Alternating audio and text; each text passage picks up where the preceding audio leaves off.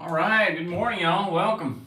Another live stream here. Wanted to talk about some country guitar. That song I was just jamming to, that's on my latest EP, Boat Traveler. The song is titled Through the Mind's Desert. And it's got a cool tremolo going, you know, the G7.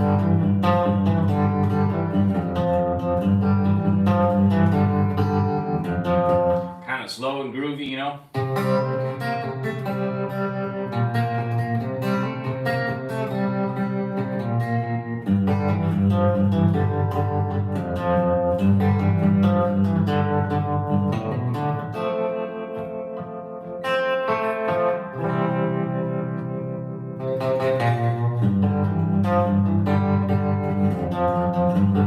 And then the bridge is it's got this chord right here is kind of cool.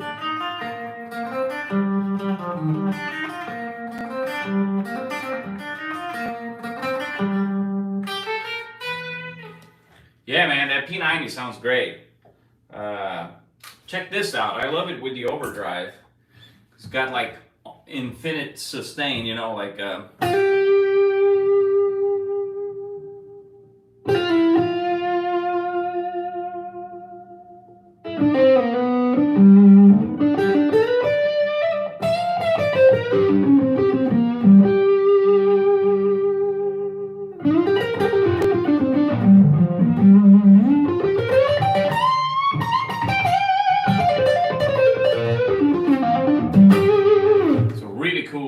with the overdrive. I love it. What else? Send me some questions, guys. I want to talk about chicken picking stuff and country guitar, all things guitar, tone, whatever you guys want to talk about. This was a cool week. I just recorded some videos with Austin John from the High Jivers, killer guitar player here in Nashville. And we're going to be putting out the first one tomorrow, I believe. Either tomorrow or Saturday, so y'all stay tuned. We did a few different tracks and we did several takes, so I might actually put out several takes because they're all really fun, you know, all different and good. Just improvising, you know, just having a good time, and he's a phenomenal player, so we had a blast.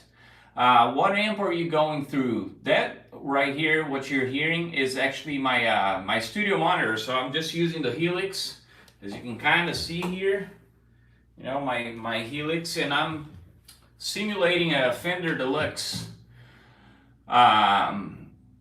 with a little bit of compression. On that first track I was using some overdrive, which is the super overdrive that's in the Helix, you know, so it's all in the box there.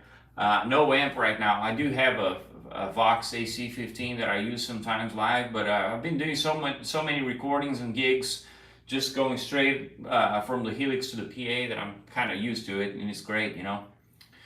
Nice tone. Thanks, Johnny. Hey, man, I really appreciate you tuning in again, man. Really appreciate the support, you know.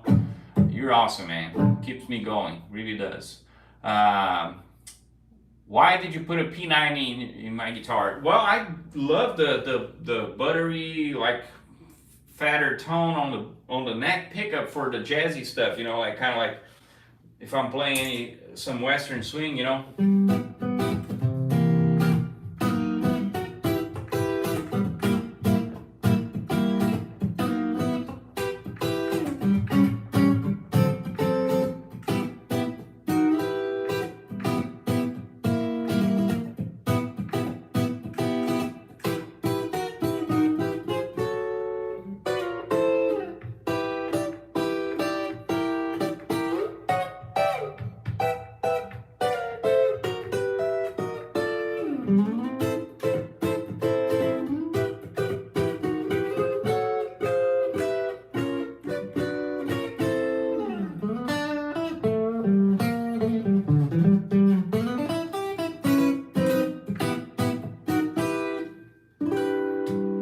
I just love that sound, you know. It's buttery, it's already kind of compressed. It's just very warm, you know, and I love it for that.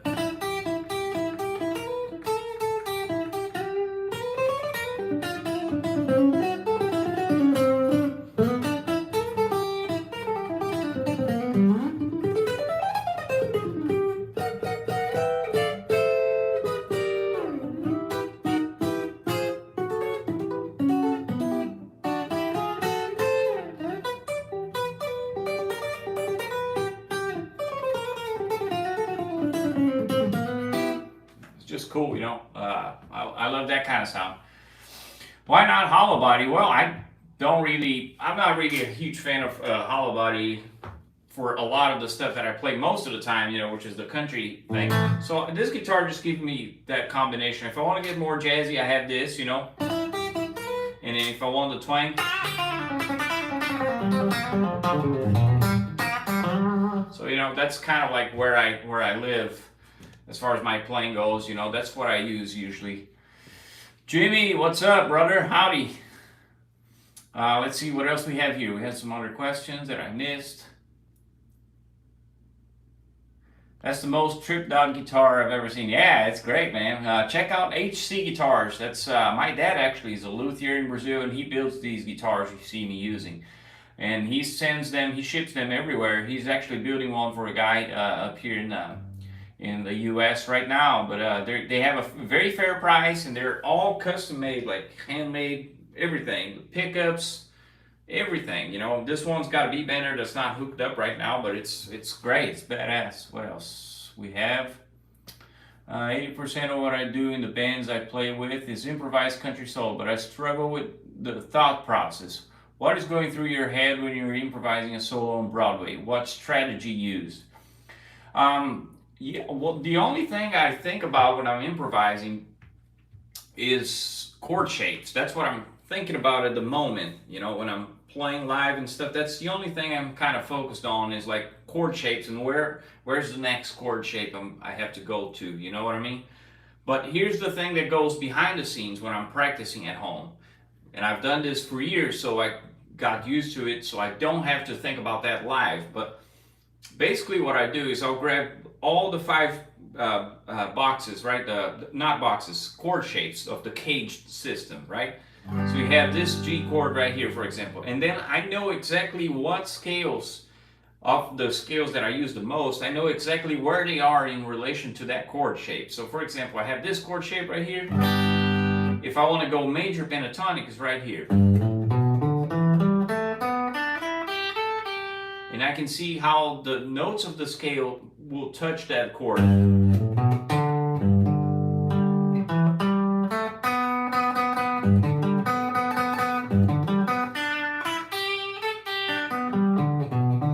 So not only knowing the chord shapes helps with the scale, but also like lets me know which notes are good notes to emphasize over that chord shape when I'm phrasing, you know?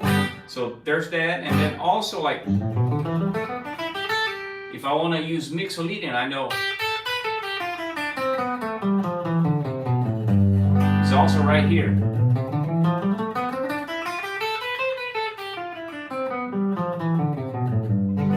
And then if I want to go minor pentatonic to get that bluesy flavor, so you imagine like, and here's the thing where people don't realize like how much time you actually spend doing just that, you know, like on one part of the neck, getting really comfortable and learning how to use those scales and see those scales over that chord shape. And there's a lot going on, you know, of that, you know, a lot of sitting down and coming up with solos, ideas, licks, and everything with all of those scales.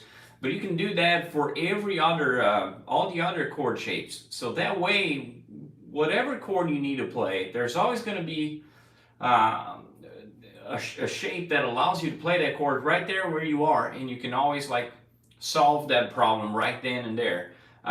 So, you know, for example, I can do all that stuff that I show you here, but if I want to play G up here, I can also do all that stuff here. So mixolydian, major pentatonic, minor pentatonic,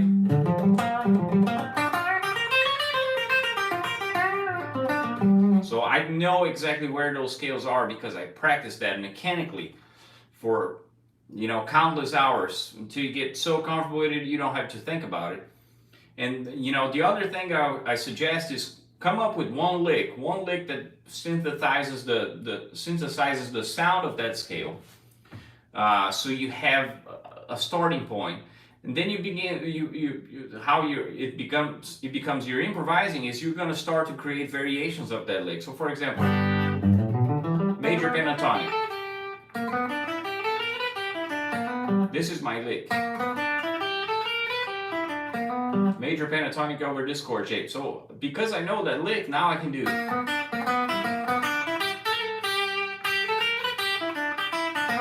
I didn't create anything new. I just played with what I already had, you know. And the same, you know, this serves for any chord you need to use this shape. You're gonna know exactly where those scales are because it's all the same, you know. So that's what I'm thinking about when it comes to improvising. I'm thinking about that, and the other tip I have is listen to the scales, because then you get the sound of the scale. It's just not. It can't be just mechanical. If it's just mechanical, you can't like really make decisions based on what sound you want to get. And so that's the key. It's listen to the scale. They all have a very different sound. Major pentatonic's very happy, right?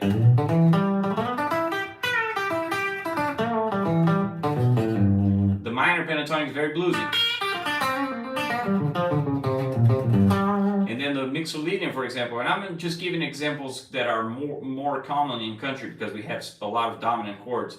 So the mixolydian is more melodic.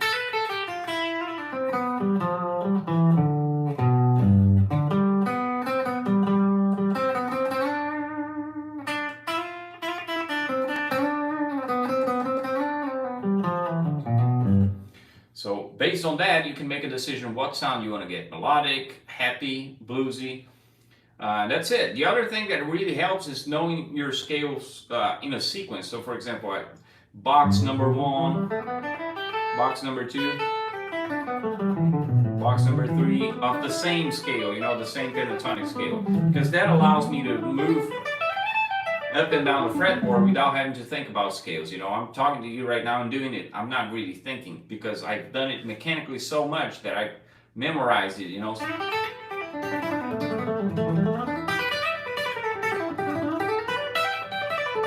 So for those faster runs, I'm basically connecting shapes, you know, connecting boxes, box 1 to 2, 3, whatever. Wherever I am, I can make my way up or down, you know. So, but that's just like mechanically repeating. So you get to the point where you don't have to think about scales. That's kind of it. Like 2 minutes.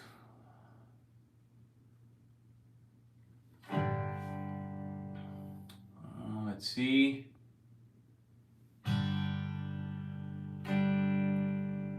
Can't find your set. Oh yeah. Hey Mike, I actually had some trouble with that live stream, and I don't know why, but it didn't. It wasn't posted. I was having so many issues that it was on what was it? Tuesday. This Tuesday. Yeah, I couldn't post it for some reason. What was it that we talked about was picking speed. So speed to me is actually very simple. I have some tips on if you want to develop speed. Here's how.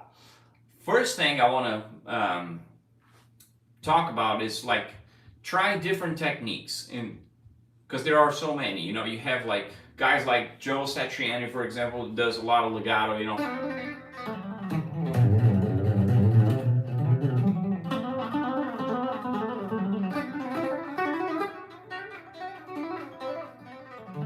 He does a lot of that stuff.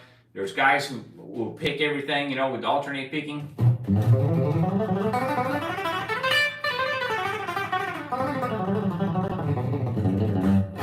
There's guys who will do the hybrid picking thing, you know. You know that. There's all sorts of things, you know, sweep picking, which I'm not good at. But you know, there's so many different ways to play fast. And I'm telling you to experiment with all different techniques so you can find something that's like, first of all, kind of comfortable right away. You're not going to be super fast on any of them right away, but you're going to definitely be able to tell the difference. Like this one is, you know, my body has more, you know, it's easy for my body to execute that technique than this one. Because we're all different, you know, and you can't really like master all the techniques. It's really hard.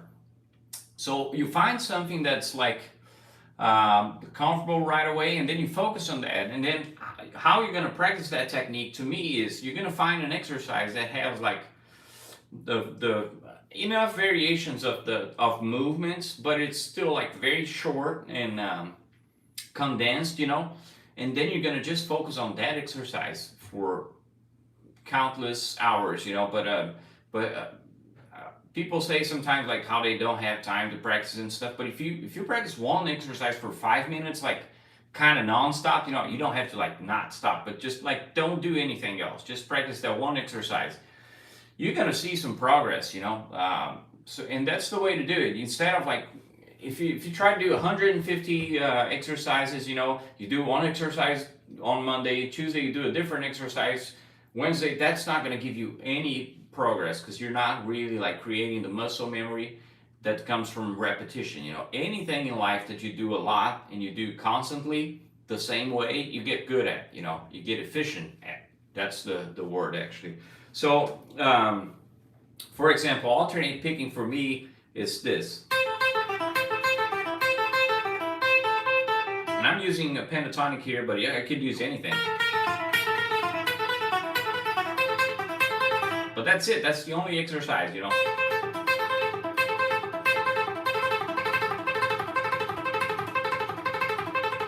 So you do that clean and push yourself.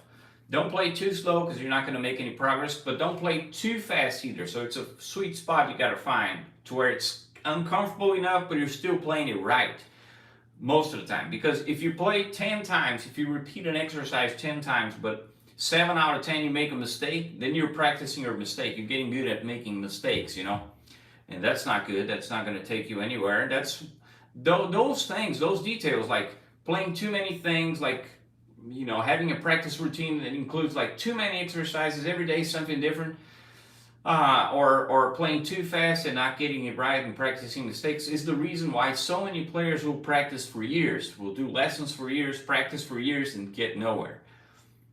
The hard truth is, to make progress on the guitar, it's slow, and you got to be very focused, and do one thing at a time.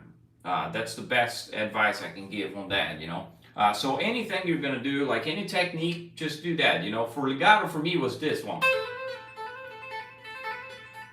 That was it. So 1, 2, 3, 4, 5, 6 notes. But there's pull-offs, there's hammer-ons, so there you have it, there's nothing else. It's pull-offs and hammer-ons. So just that one exercise gets you good on both, And it's easier. Once you practice one exercise, you can get good at it. Then it's easy. You already have that technique. You can transpose it to different, more complex phrases.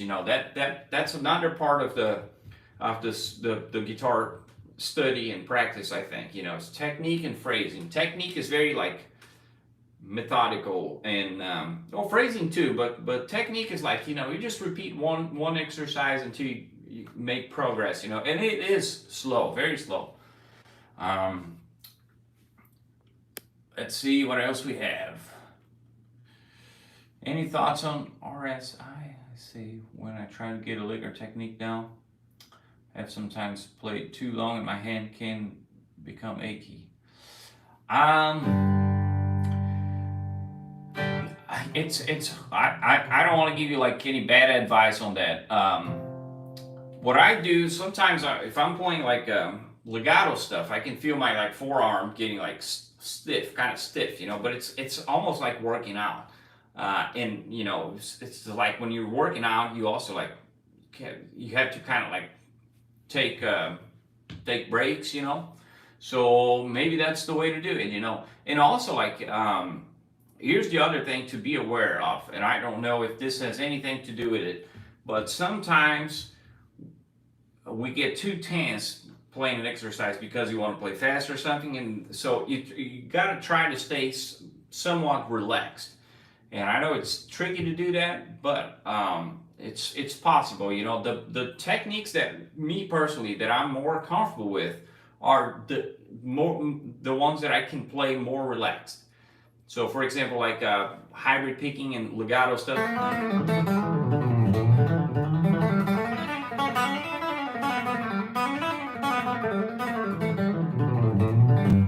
I can tell you, I can do that all day because I have zero tension. It's very relaxed. I'm not pressing the string, a lot of things, I'm not picking hard, I'm not pressing the string, I'm not like this, so I'm kind of relaxed and just trying to get the movement right, The same with like legato stuff. It's like when you do a legato, it's about like doing this little, movement here that gets the sound going. It's not so much about like, strength. So there's that, if you can fine tune your technique like that so you're not pressing the string too hard, and just watch for things like that. Maybe use lighter strings too. I use very light strings. I use nines. Somebody just asked M. Flea here, just asked my string gauge. Yeah, I use nines to 42s. Let's see what else we have here. Yeah, so yeah, light strings do help with the technique. That's why I use nines. Any songs you recommend as essential building block songs for practice? Well, I think for country, you got to get good at the 1-4-5 thing, So chords, if you're in the key of G, would be G, C, D. So all the old school stuff, like Merle Haggard, Buck Owens, George Jones, those guys, those songs, Johnny Cash, it's all 1-4-5, and they have different combinations of that. Some songs are like 4-1, 5-1. Some are like just 1-4-5-1. Some are like 1 and the 5. So just try different combinations of those, and that's it. Like as far as like learning songs, like note for note. I never done that a whole lot. Sometimes if I'm really interested in a player's approach, I'll pick a song that I really like and I'll try to understand what's going on there. And I always try to use that somewhere else. I think when you can like grab something from a player, understand what he's doing and apply the concept, not exactly sometimes the lick. You can apply the lick too, and it's kind of cool sometimes, everybody does that. Everybody, like Stevie Ray was playing Albert King's licks on everything, and there's so many examples. It's always like that, We're kind of learning from other players constantly.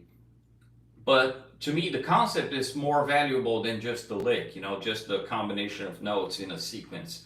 So the concept is like, when I say the concept is like, what scale is he using over that chord shape? What passing tones is he using? What's the timing of the lick? Things like that, So that's what I try to grab from players and then apply in a different song. Almost like force myself to do that is a way to really develop the style and really understand, because then you really absorbed it, But yeah, songs like, you have Working Man Blues, Rambling Fever by Merle Haggard, I think are great practice songs. Stay Here and Drink is another good one. Some songs like George Jones, Race Is On, I like because there's a 2 there, 2-5. Simple. I'm more like talking about the progressions, What guitar amp and pedals do you use? I'm just using the guitars made by HC Guitars in Brazil, and that's my dad's brand. So they're handmade, pickups and everything, and you can check it out on Instagram and Facebook, and fair price, ships everywhere, and they're absolutely killer. Guitars are just like amazing. And the only thing I'm using right now is my Helix, simulating a Fender Deluxe, a little compression, a little spring reverb. Sometimes I use an overdrive, but right now I'm not using it. And that's about it. When I use the overdrive, it's a Super Distortion Boss, but it's all inside the Helix. So that's all, no amp right now. I'm plugging into my studio monitors, and that's what you're hearing. Now, when I do use an amp, I have a Vox AC15.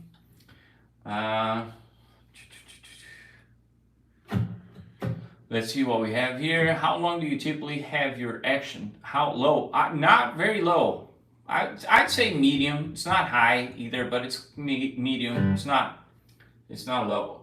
Low action is like, I like it for some things, but when I'm bending, the strings keeps getting like underneath my fingers, and I have a hard time controlling that. So I use medium, and I feel like it's best for like some legato stuff. Yeah. Which cab simulator on the Helix do you use with the Deluxe? I actually, I don't know if you've notice this on the Helix because this was a huge deal for me, but they do have like a regular deluxe amp, you know, and then they have the vibrato deluxe, which is on in the vibrato channel. That's the one I use because it's got a much better sound. Right, I have the cab is the 112, the one that comes with it. I put a 57 45-degree angle. The high cut is something you gotta play with, because if you leave the high cut open, it's super bright and it's just piercing, you know. So I have my high cut at 4.5 kilohertz. So that makes it a lot warmer, you know, and that's usually the frequency response on a guitar speaker anyway, you know. So I set the high cut right there.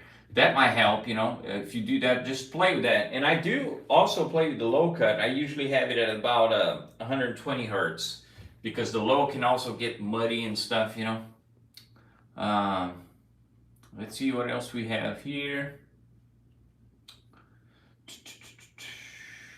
Teach me how to shred. Yeah, I was just talking about that. I think speed is about picking the right exercises and repeating it for long enough, you know. That's best advice I can give. Instead of 1,000 exercises, find one and stick to it. And it's hard. I talk to students and they'll do it like 5 times, they get it right. It's like, yeah, what next? I'm like, no, that's not how it works. You just got to do it a lot, you know. Yeah, the Vibrato Deluxe, it's got a much better sound. Any thoughts, tips on mixing major and minor? Yes. The main thing is understanding the sound of both, so you can make that decision consciously, you know, like you know what sound you want to get. But here's one thing that I do a lot. I have a chord shape, right? I try to have a little hook that triggers my brain to see where the major scale is, and another little hook or an answer to, like, you know, kind of call response, a response that's minor, and triggers my brain to know where the minor is. So here's an example. Over this shape, I do this, and just by doing that, because I know the pentatonic scale so well, because I practice it for thousands of hours, I know. So just knowing this gives me enough information to know where I am. And if I want to develop the phrasing with the major scale, I can. But here's the response. That's major, and now when I do that, I know exactly where the minor is. So, of course, this is G, and I'm familiar with G, but when you're playing in B flat, you know, it really helps having that. That's all major, minor. But here's the cool part. Don't just do that here. Do that on a different shape. So let's go back to G. Another G, right? The same lick. So know where that lick is. That same major lick that triggers your brain is here. And then because I know this, now I know that, you know, that's like a hint, and I can see the whole piece of the whole puzzle just by that one little hint, you know. And then I can develop it on the major, but it all starts with this. And I don't have to play that, but I can think of that, visualize that, and that's already enough. But then if I want to respond with the minor,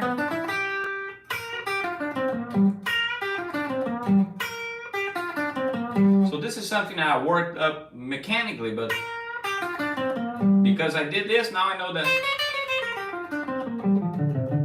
I can see the whole puzzle, you know. So I do that everywhere, you know. Another G. Because I did this, I know major, and then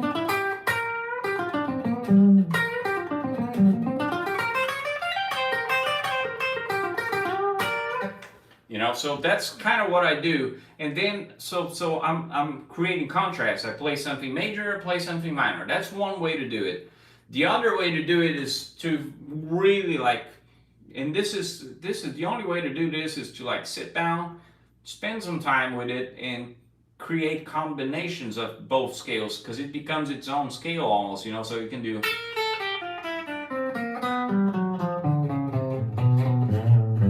things like that, you know.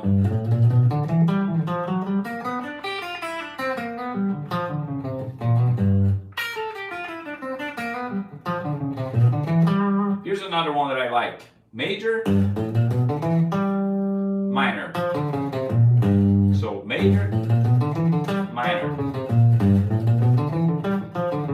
And it works on every chord. So C, G,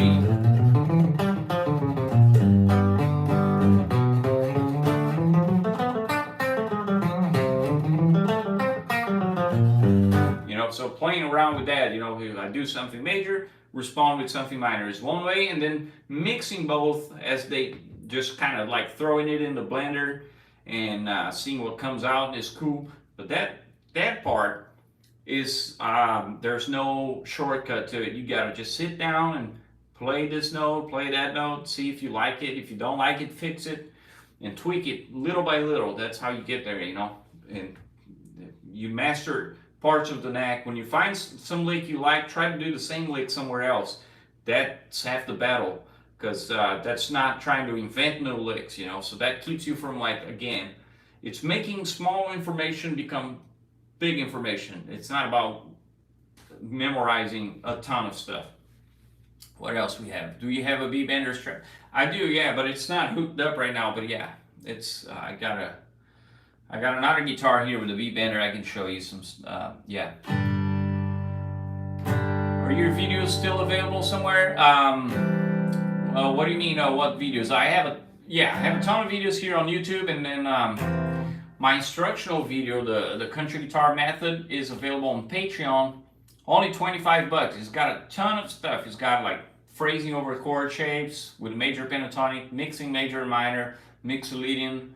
And then as far as technique goes, we have open strings, double stops, banjo rolls, pedal steel bends, left steel lines, you know, all the hybrid picking stuff, and even some rhythm patterns and some solos transcribed as well from my own original music. So check that out. It's only $25. You can get it on my Patreon. You don't have to be a member. You just buy it one time and you have it forever. If you want to join my Patreon, you have access to a ton of some lessons, but also like a ton of solos from my YouTube channel that are transcribed note for note with the backing track, and that's only $5 a month. So it really supports the channel, helps me out, and yeah, it's I think it's worth it. You're gonna find a lot of videos, a lot of content. Let's see, do you have a strategy to play over the 4 and the 5 and go in between them into the 1? I kind of, it depends on the song. So, and I'll explain. Sometimes I talked about this recently on a video where there's a video of mine called 5 Recipes for Soloing Over a Blues Progression, and that's useful for you guys trying to blend in scales and stuff. I think you find that interesting. But the truth is, you can do, like, if you're playing a bluesy song is different than a song that's like a ballad that's more like diatonic based. On a diatonic based song, you have less freedom to explore different options, I feel like. If you're playing a ballad that's very diatonic, when I say diatonic, it sounds like major scale. You know, so something like...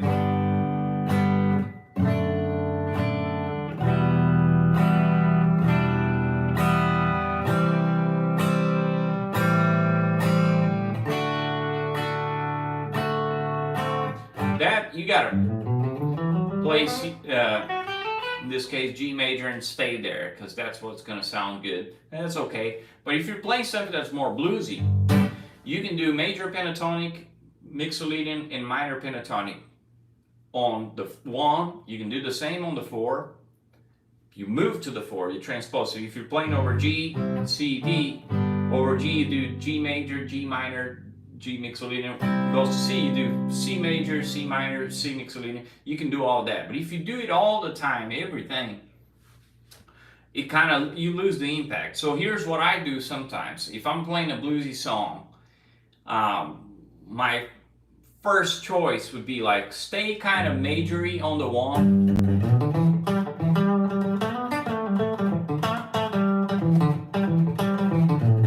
When it's about to go to the 4, I'll emphasize the flat 7. Because G7 prepares for C, right? It sets it up. So that flat 7 creates tension, and I want to emphasize that with my playing. So even though I'm soloing, I'm not playing chords, I want to emphasize that flat 7. So I stay mostly major.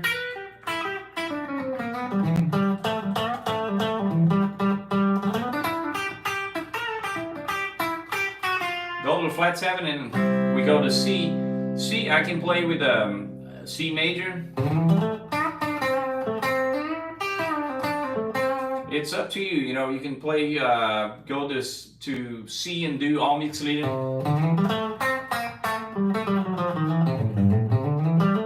Or you can do, here's another cool one, you can do G minor. G minor works great over C7.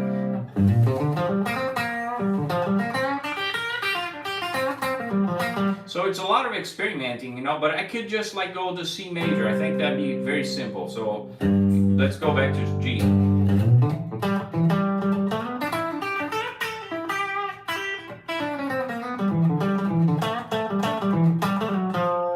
C.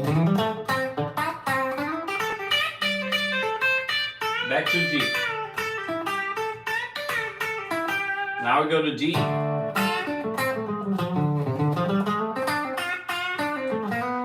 You see, on D, I use D minor, so D kind of bluesy.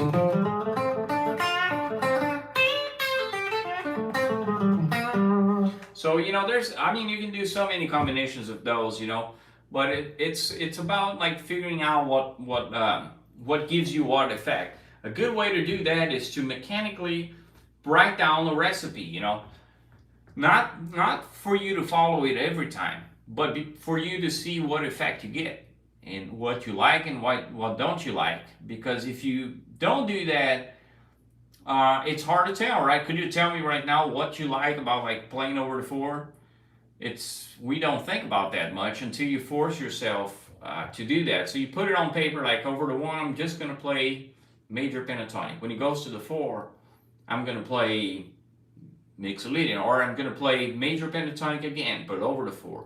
When it goes back to the 1, maybe I'll play minor now. You know what I mean? Like, so you create those variations and you see what effect you get. That will give you a better understanding of like what to use when, because you're gonna be able to hear the difference. So that's my advice for that.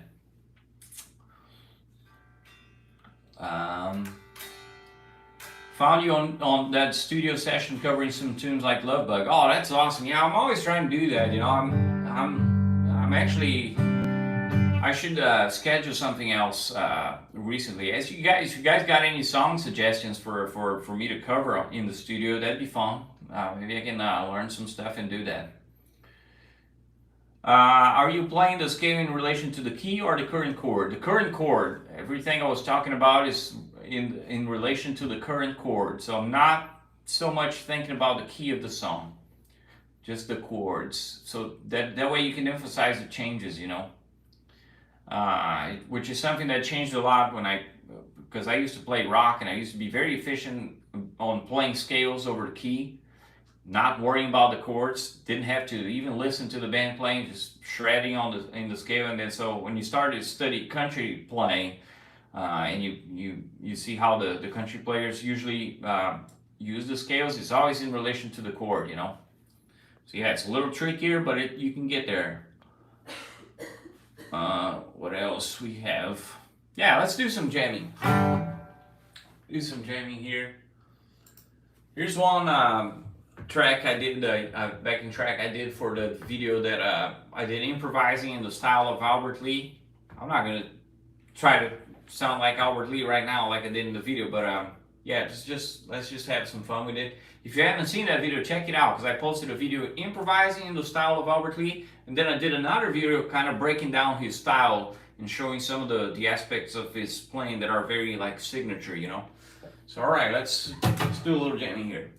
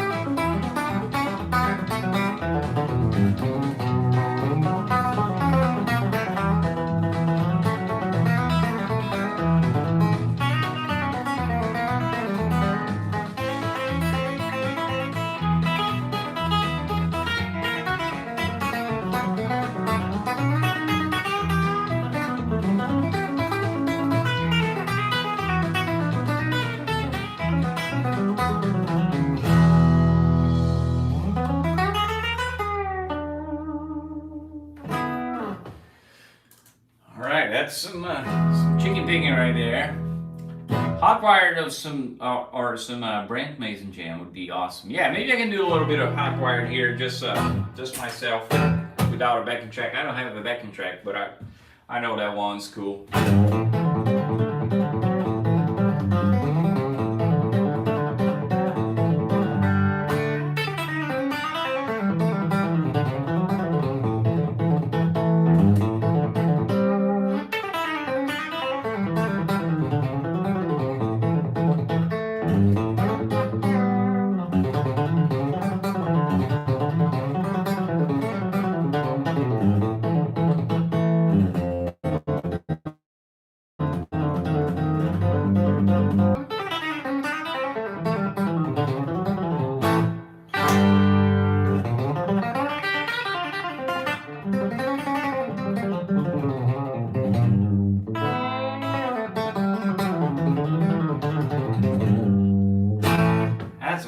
Hot wired for you. I love it, man. I actually did a video playing it with Mike Tuck from Texas. It's in his YouTube channel. He's a killer player too. We had a blast playing together. So yeah, I think that's it, guys. I'm gonna wrap it up here. If you guys have any last questions, let me know. I'll be doing this more often. Like I said, probably tomorrow or Saturday I'll be putting out a new video with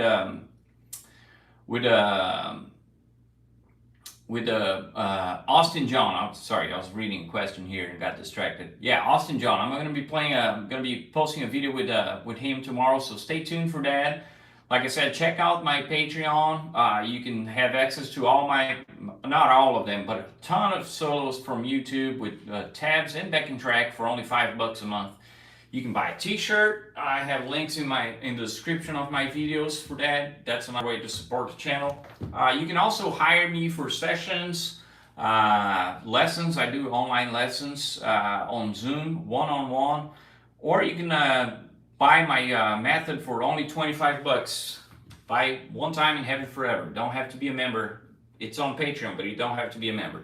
$25. You find the links to all of that stuff in the description of my videos. If you want to book a lesson or want me to record on your track, then send me an email through my website. All right, we got a few last questions here I'm going to address. So when you said play mixolydian on the 4 chord, you mean in the key of C, F mixolydian, or C mixolydian? C mixolydian, yes. So always in relation to the chord, right? So because it's a C, on a blues song, major chords, they often are flat 7 chords more than major 7 chords, right? We don't really have this pretty sound on bluesy stuff, so that's why the mixolydian works so well, because it emphasizes that flat 7, you know, and try to add some passing tones to it, you know, like so.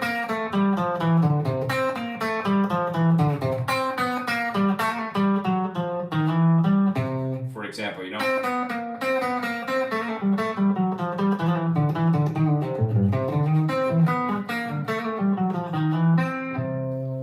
Yeah, I have a video on mixolydian stuff too, if you guys want to check that out. Several lessons. I got a playlist full of lessons. Some of them are kind of old. The videos look old, but the content's still good, I think. Do you know if we will be able to slow your feed down when you're loading on YouTube? I think yes. Because it's not a short. It's gonna be like a video, really. The only thing is kind of backwards because I'm using the front camera, so it looks like I'm left-handed. But yeah, you'll be able to slow it down once it's posted. It takes a few seconds, and all the comments will disappear too. There was some confusion the other day. Somebody was asking, and they thought I deleted their comments, but no, it's just YouTube does that. Let's see what else. Thanks for the live. Thanks again. Yeah, thank you guys. Thanks for tuning in. If the key of C is F, is the 4, and F is the 4 chord. Yes, no, it would be leadian. If F is the 4 chord, it would be leadian. If F was the 5 chord, then it would be F mixolydian. So we're not thinking about the key. I'm thinking like, if I'm playing like a blues, I can use mixolydian over all 3 chords, different mixolydians. So for example, G, I would use G mixolydian. The song goes to C, I use C mixolydian. So different key, right? Goes to D, D mixolydian. So it's important to know the modes starting on the root of the chord you're playing over, you know, that really helps. Yeah, we can do, I should do a live stream sometime talking about modes, because I feel like that the modes are misunderstood a lot. So some people learn modes as like, oh, a box, like this is the Dorian, this is the Ionian, this is the mixolydian.